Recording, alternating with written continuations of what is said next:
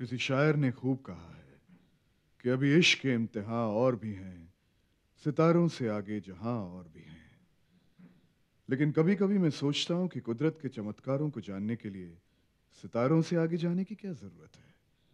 हमारे आसपास ही ऐसे कारनामे बिखरे पड़े हैं, जैसे फूलों की ताजगी, बच्चों की मुस्कान, खुद इंसान और उसका दिमाग, जो शायद कुदरत का सबसे बड़ा कारनामा है, जिसकी गोद में चमत्कार ही चमत्कार होते रहते हैं। शायद इसीलिए मैं पुलिस वाला होते हुए भी एक शायर हूं। लेकिन मुझे क्या मालूम था कि मेरी ड्यूटी और मेरा शौक दोनों ही मुझे एक अजीबोगरीब सच्चाई में उलझा देंगे। अरसा हो गया इस बात को, लेकिन आज तक मैं इस करिश्मे को नहीं समझ पाया जिससे दो अजनबी इंसानों के जीवन में तहलका आ जाए।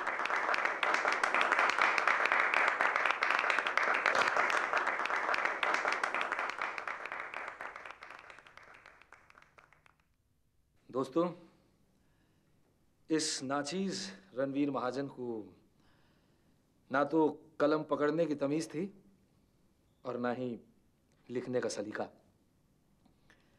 लेकिन ये जो तमाम शायरी ये जो तमाम शायरी मुझसे हो गई, इस गुस्ताखी की वजह आप हैं, मेरी बीवी पूजा महाजन। लाखों में इंतखाब के काबिल बना दिया, लाखों में इंतखाब के काबिल बना दिया, जिस दिल को तुमने देख लिया दिल बना दिया। इन्हें देखकर सभी को यही लगता था कि इनमें पति पत्नी का कितना मधुर रिश्ता है। पर हर चमकने वाली चीज सोना नहीं होती है। इनके तन और इनके मन में कितनी दूरी थी, इसका पता तब चला जब कुदरत का एक अनोखा चमत्कार सामने आया, जिसकी शुरुआत एक मासूम लड़की के दिमाग में उठने वाली अजनबी तरंगों से हुई।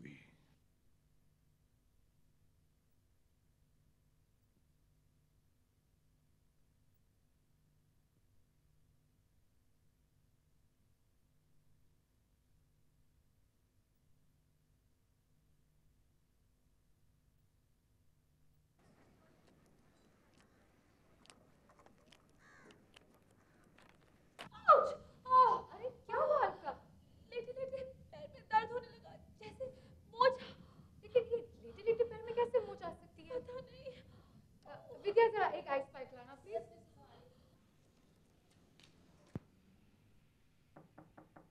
हेलो मिस्टर महाजन। इजाजत है? हाँ हाँ, प्लीज कम इन, क्लास खत्म हो चुकी है। अरे आपके पाँव को क्या हुआ? ये यहाँ आते हुए पाँव जरा मुड़ गया तो अचानक मोच मोच आ गई। कमाल है, आपका पैर मुड़ गया और आपको मोच आ गई, और इन्हें तो यहाँ लेटे लेटे ही मोच आ गई। अरे लगता है आप दोनों के स्टार्स कुछ मिलते जुलते हैं। आइस पैक लेंगे? नहीं नहीं, शुक्रिया। Thank you Vidya. Mrs Malini, Pooja ने फोन करके मेरे लिए कोई मैसेज तो नहीं छोड़ा? नहीं, फोन पे तो कुछ नहीं कहा, लेकिन हाँ, जो आज सुबह वो आई थी तो बोल रही थी। हाँ, और इनसे मिली थी।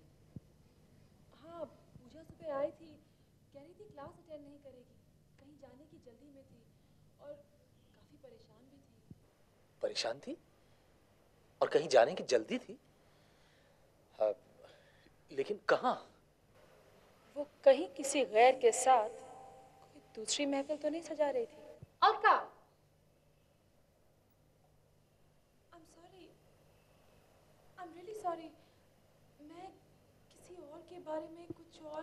किसी और के बारे में नहीं, ये शक के भाव खुद रणवीर महाजन की ही दिमाग की उपज थे, जो अलका की जुबान से फूट पड़े। ठीक उसी तरह जब मोच रणवीर की पाँव में आई तो दर्द अलका की पाँव में हुआ। ये कैसा अनोखा रिश्ता था जो अलका और रणवीर के बीच पनपने लगा।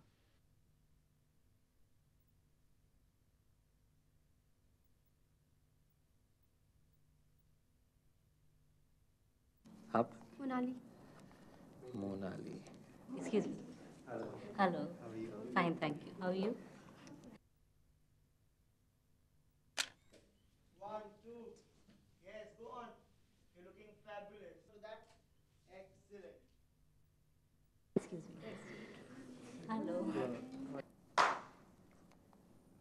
ये किताब जरूर पढ़ना, किताब बहुत अच्छी।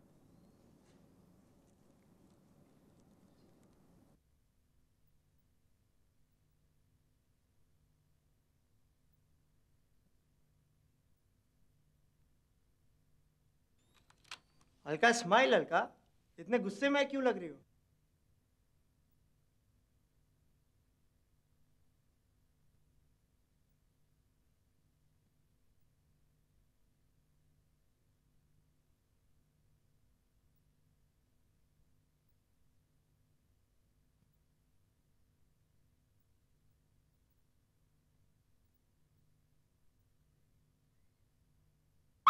क्या हो गया हल्का?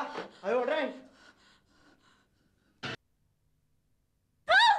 इतनी तरह से तुम्हें बताया, कितनी बार तुम्हें यह जताया कि तुम मेरे लिए क्या हो, लेकिन ये बात तुम्हारे पल्ले ही नहीं पड़ती।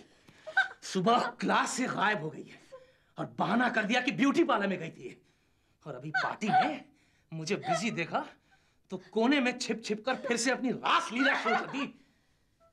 बदचलन औरत। तुम्हारी सोच बद से बदतर होती जा रही है। अगर पार्टी में कोई मुझसे बात करे तो क्या मैं गूंगी बनकर खड़ी रहूं? तुम मेरी जबान ही क्यों नहीं काट डालते? अंधा नहीं हूं मैं पूजा, अंधा नहीं हूं। तुम्हारी हरकतें मुझे दिखाई भी दे रही हैं और समझ में भी आ रही है। तुम्हारे दिमाग की गंदगी तुम्हारी आंखों में उतर आई है। तुम्हारी समझ बीमार हो चुकी है। तुम एक बीमार आदमी हो रणवीर। बकवास मत कर पूजा। वाह, भरी दुनिया के सामने जिसे सर आंखों पर बिठाते हो, अकेले में ये सुलूक करते हो उसके साथ। तुम एक दोगले आदमी हो रणवीर। मैं तुम्हारी शायरी के बहकावे में आ गई थी। मुझे क्या मालूम था कि शायर का सिर्फ एक नकाब चढ़ाया हुआ है तुमने अपने चेहरे पर, और जितना खूबसूरत वो नकाब है उतना ही बदसूरत तुम्हारा असली चेहरा है। लेकिन मैं फिर भी तुम्हें झेलती रही, इस कोशिश में कि शायद तुम्हारे नकाब को तुम्हारा असली चेहरा बना सकूं। लेकिन मैं नाकाम रही, मैं हार गई रणवीर। हाँ, हार गई तुम मुझसे बेवफाई करने में, हार गई तुम अपने यारों से यारी निभाने में। पूजा दरवाजा खोलो, पूजा दरवाजा खोलो। पूजा, मैं तुम्हें किसी और के बारे में सोचने नहीं दूंगा, समझी? पूजा, पूजा दरवाजा खोलो। ये क्या हरकत है पूजा? सब कुछ देख समझ लिया रणवीर, और अब बस मैं अब तुम्हारे साथ और नहीं रह सकती। मैं इस घर को छोड़कर जा रही हूँ। तुम मुझे छोड़कर कहीं नहीं जा सकती पूजा। मैं फैसला कर चुकी हूँ रणवीर। अपने किस यार के साथ फैसला ले लिया तुमने? मुझे गलत साबित करके तुम पाप करने का लाइसेंस हासिल करना चाहती हो। एक रात से तुम्हारी भूख नहीं मिटती, अय्याशी करने की तलब उठती है। लेकिन एक बात समझ लो पूजा, तुम मुझे छोड़कर दूसरे मर्दों को भोगती फिरो, ऐसा मैं हरगिज नहीं होने दूंगा। Good bye Ranveer. पूजा, पूजा रुक जाओ, पूजा रुक जाओ।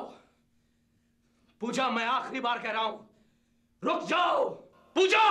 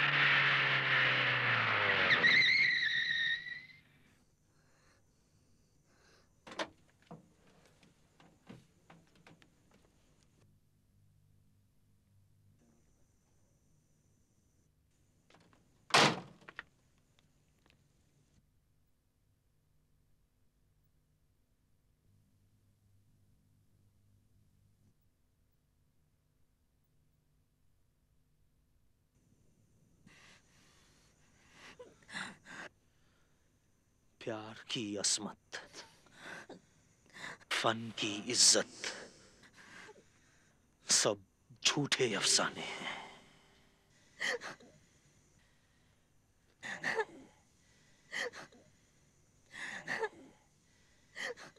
तेरे लिए जो गीत लिखे थे, तेरी तरह मिट जाने हैं।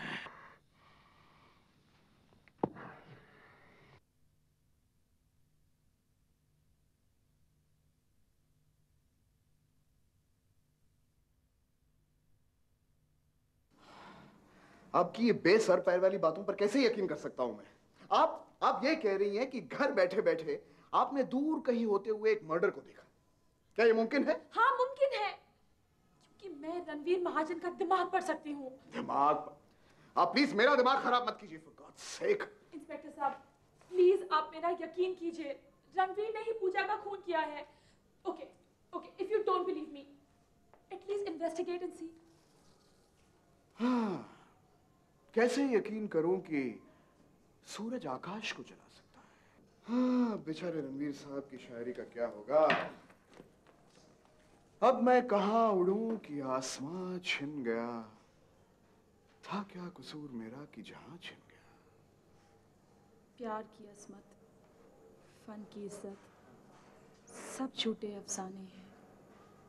तेरे लिए जो गीत लिखे थे तेरी तरह मिट जाने हैं। ये तो रणवीर साहब का शेर है।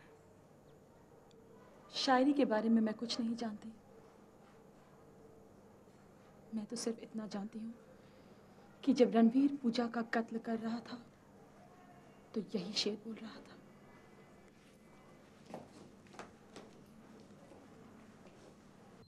पुलिस वाले मदद करे ना करे, मैं रणवीर का गुनाह साबित करके रहूंगी। पर कैसे? मैं उसका दिमाग पढ़ सकती हूँ and I'm gonna make the most of that. Alka, जो आदमी अपनी बीवी का कत्ल कर सकता है वो तुम्हारा भी नुकसान पहुंचा सकता है। एक बात दिमाग में रखना, अगर तुम उसका माइंड पढ़ सकती हो तो वो भी तुम्हारा माइंड पढ़ सकता है।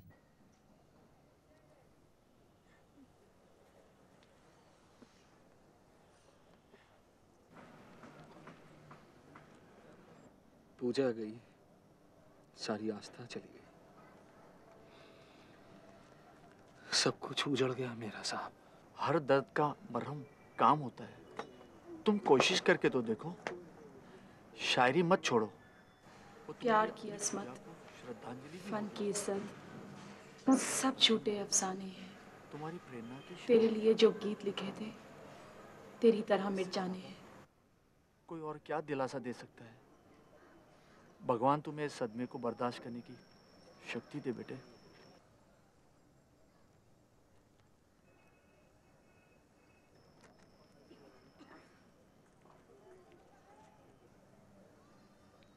पूजा की मौत का बहुत दुख हुआ। कितना प्यार करते थे ना आप उससे, मैंने सब देखा है।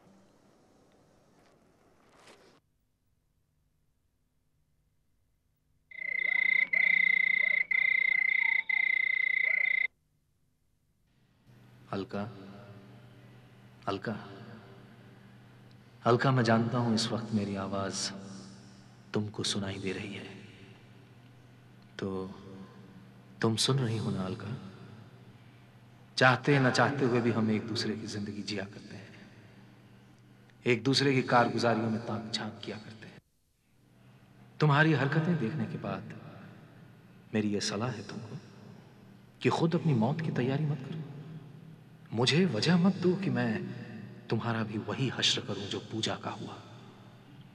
पूजा की मौत, उसमें तो मैं फिर भी थोड़ा रहमदिल था, लेकिन तुम्हारी मौत बहुत बेरहमी से होगी, बहुत बेरहमी से। प्यार की असमत, फन की इज्जत,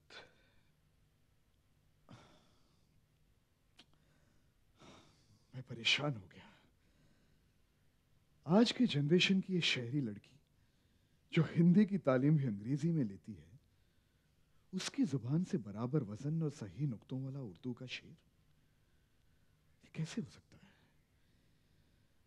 ना चाहते हुए भी मुझे अलका की बातों पर धीरे धीरे यकीन होने लगा। हेलो अलका, तुमसे पूजा के बारे में कुछ जरूरी बातें करनी थी। क्या? लगभग 3 हफ्ते पहले जब मैं क्लास के बाद हॉल में गई तो मुझे वहाँ एक काफ लेदर की लॉकेबल डायरी मिली। इतने में एक बहुत घबराई हुई पूजा आई और मुझसे डायरी के बारे में पूछने लगी। जब मैंने उससे पूछा तो उसने कहा कि इस डायरी में उसकी कोई ऐसी सीक्रेट्स लिखी हैं जो वो किसी से शेयर नहीं करना चाहती। मिसेस मालिनी, उस डायरी में जरूर रणवीर के बारे में लिखा होगा। वो डायरी घर में ही होनी चाहिए। That's exactly what I wanted to convey. अगर वो डायरी हमारे हाथ लग जाए ना तो बहुत कुछ साबित हो सकता है।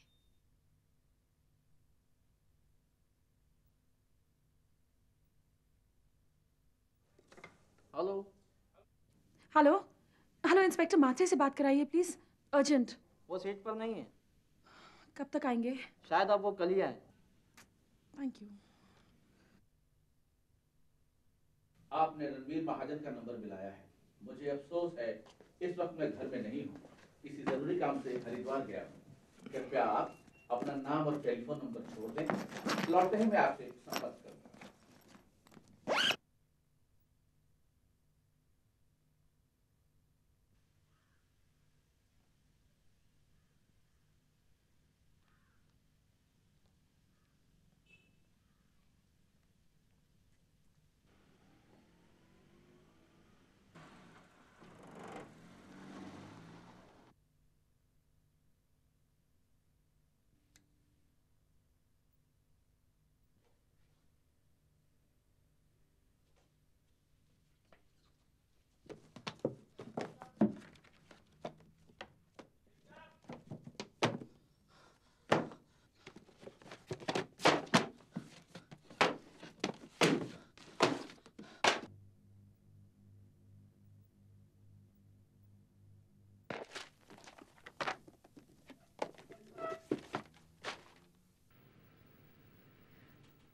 पूजा ने वो डायरी किसी ऐसी जगह पर रखी होगी जहाँ रणवीर की नजर उस पर ना पड़े। कहाँ हो सकती है?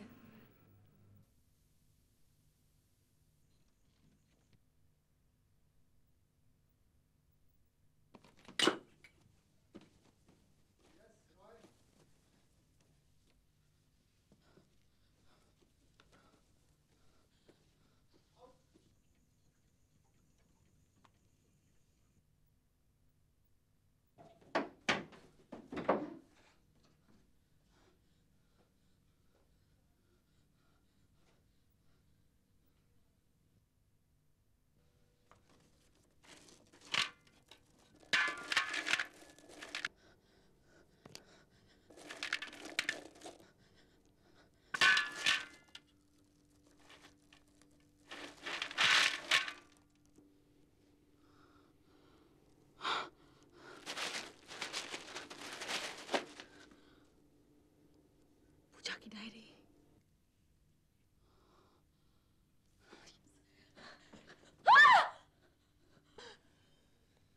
बाद मुद्दत के मिले तो इस तरह देखा इधर, जिस तरह किसी अजनबी पर अजनबी डाले नजर। मुबारक हो, मुबारक हो। बड़ी मेहनत की है तुमने, लेकिन अब भी मेरा कुछ नहीं बिगड़ेगा। इतनी सारी मेहनत की तुमने, लेकिन तुम ही मारी जाओगी। बेवकूफ, बेवकूफ लड़की। मेरा दिमाग पढ़ सकती थी तो अपनी जुबान पर ताला भी तो मार सकती थी। खोलकर तुमने अपनी मौत को दावत दी, वो भी एक ऐसी औरत के लिए जो औरत जात के नाम पर एक दाग थी, कलंक थी, बदचलन थी।